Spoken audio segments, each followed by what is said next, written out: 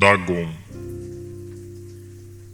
Escrevo isso debaixo de uma tensão mental considerável, já que essa noite poderei não estar mais vivo.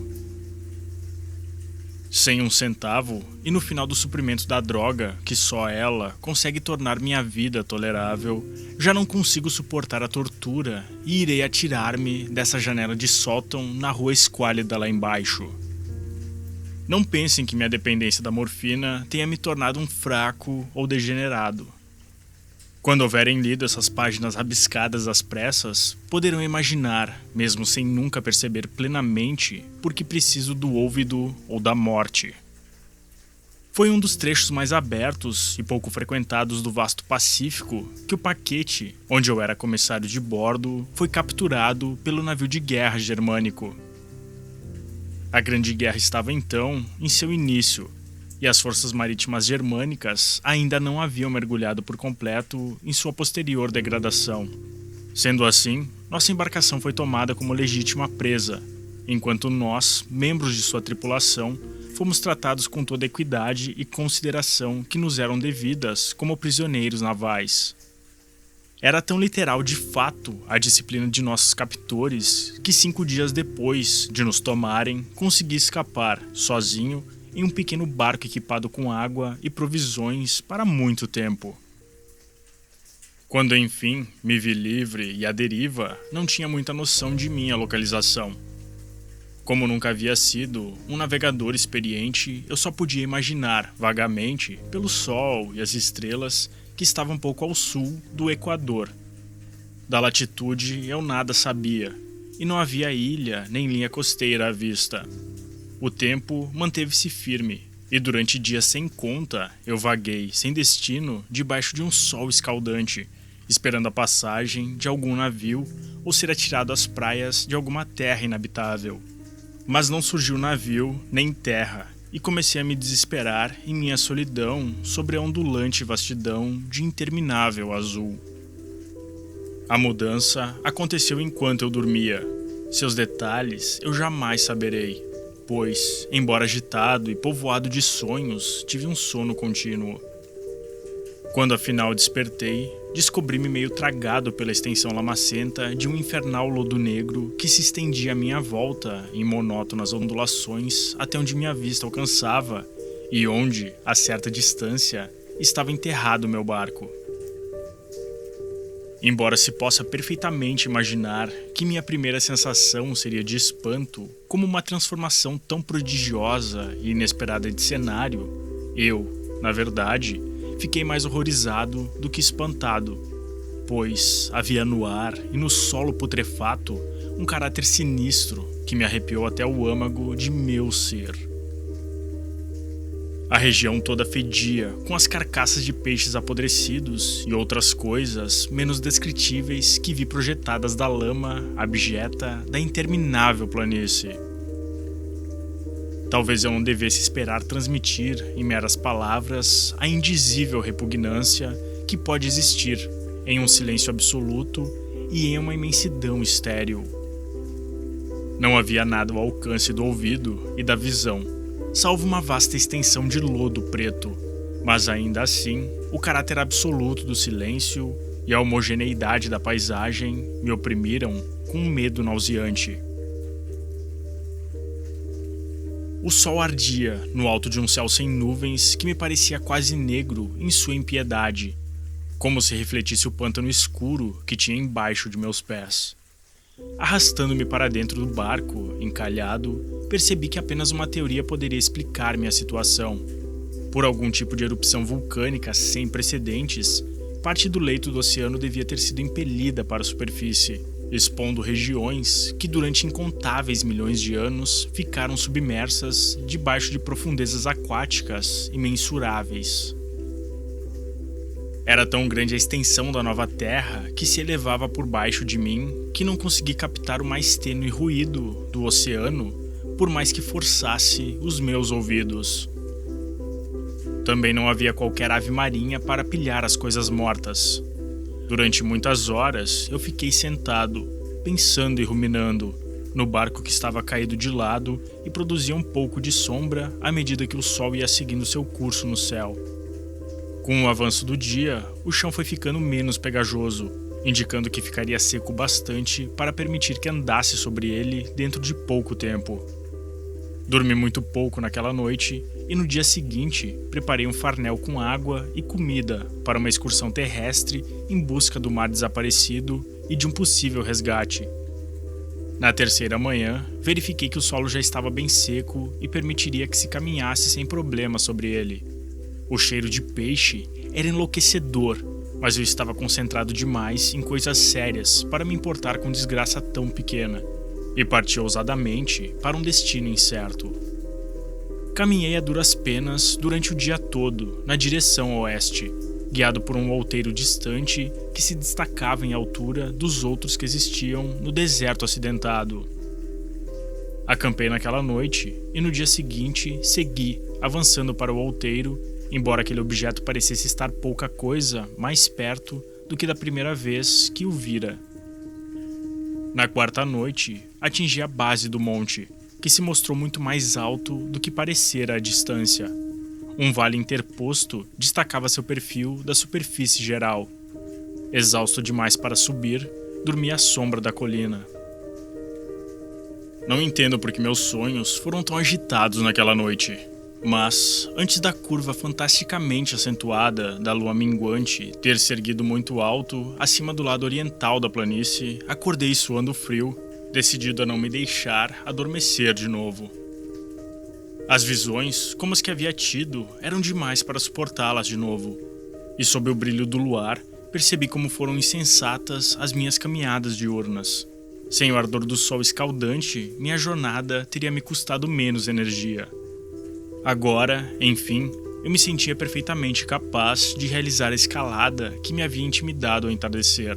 Apanhei então o farnel e encaminhei-me para a crista da elevação.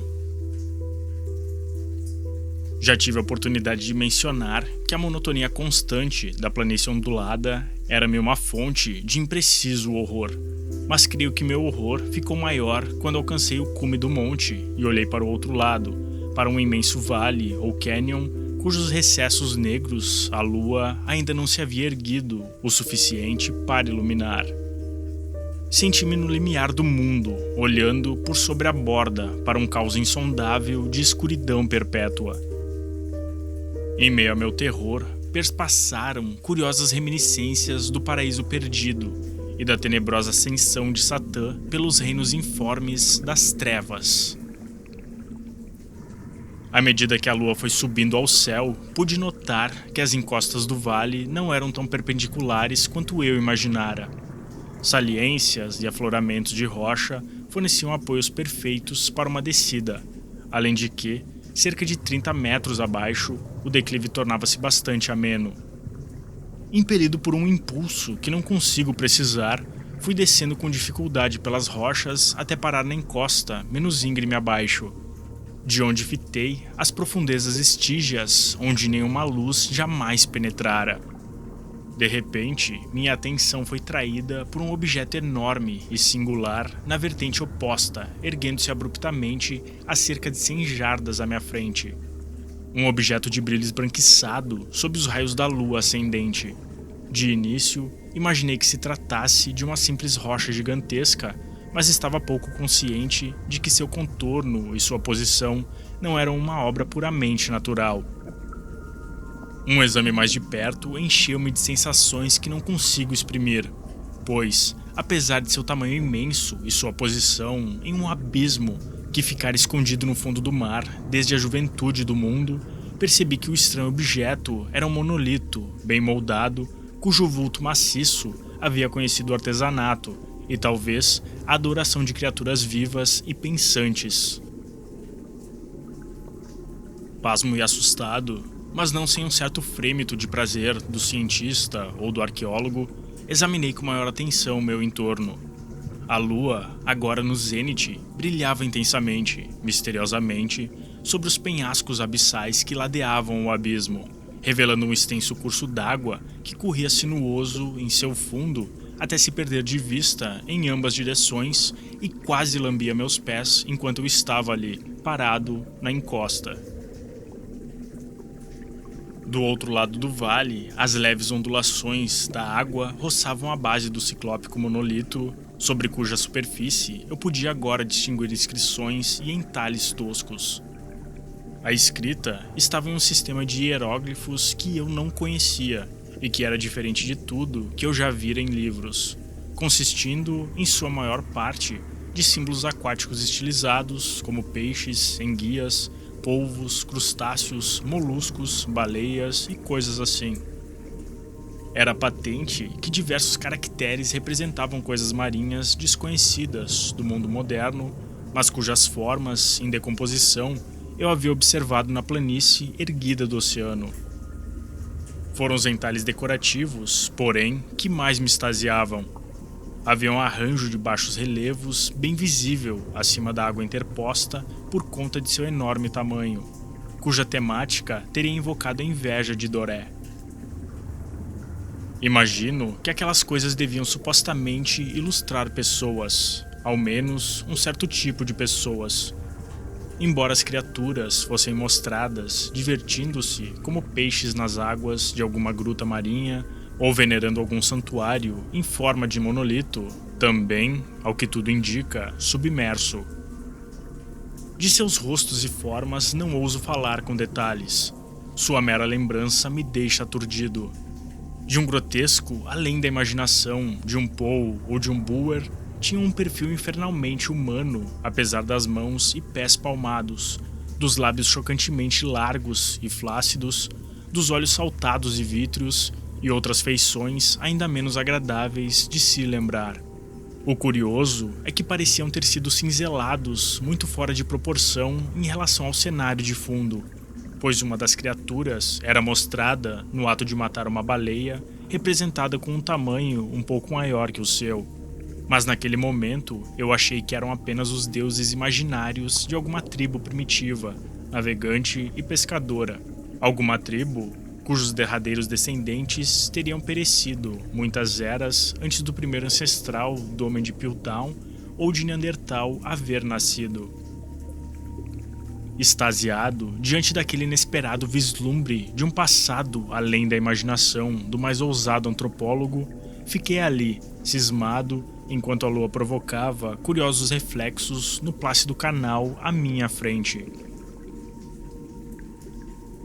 Então, de repente, eu a vi. Com uma leve agitação para indicar sua subida à superfície, a coisa emergiu para fora das águas escuras. Enorme, polifêmica e repugnante, ela disparou como um monstro fabuloso de um pesadelo para o monolito, ao redor do qual arrojou seus gigantescos braços escamosos enquanto inclinava a cabeça horripilante, produzindo sons ritmados. Pensei ter enlouquecido então.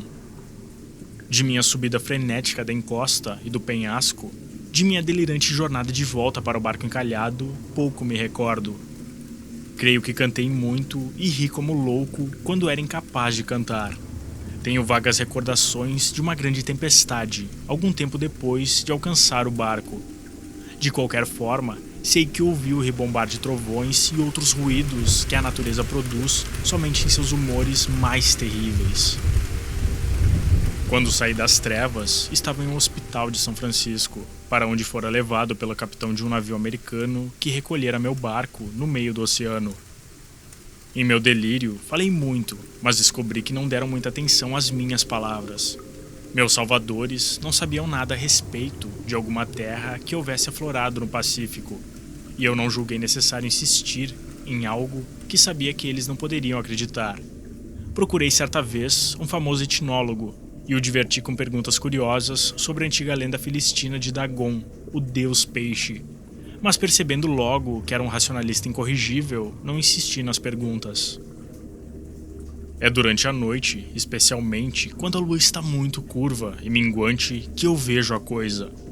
Tentei a morfina, mas a droga deu-me apenas um alívio temporário e arrastou-me para suas garras como um escravo sem esperança. Sim, tendo escrito um relato completo para a informação ou desdenhosa diversão de meus semelhantes, agora pretendo acabar com tudo. Muitas vezes me pergunto se tudo não teria passado de pura fantasmagoria, Uma simples fantasia febril enquanto eu jazia, castigado pelo sol e delirante, naquele barco descoberto depois de minha fuga do navio de guerra germânico. Isso eu me pergunto, mas sempre me vem uma visão terrivelmente pavorosa em resposta. Não consigo pensar no mar profundo sem estremecer, com as coisas inomináveis que podem, nesse exato momento, estar arrastando-se e espojando-se em seu leito lamacento, adorando seus antigos ídolos de pedra e cinzelando a sua própria e detestável semelhança em obeliscos submarinos de granito encharcado. Sonho com um dia em que eles poderão ascender acima dos vagalhões para arrastar para o fundo, com suas garras fétidas, os remanescentes de uma humanidade debilitada, exaurida pela guerra. O dia em que a Terra poderia afundar e o escuro leito do oceano erguer-se em meio a um pandemônio universal. O fim está próximo. Ouço um ruído à porta, como se um imenso corpo viscoso me estivesse forçando. Ela não me encontrará. Deus! Aquela mão! A janela! A janela!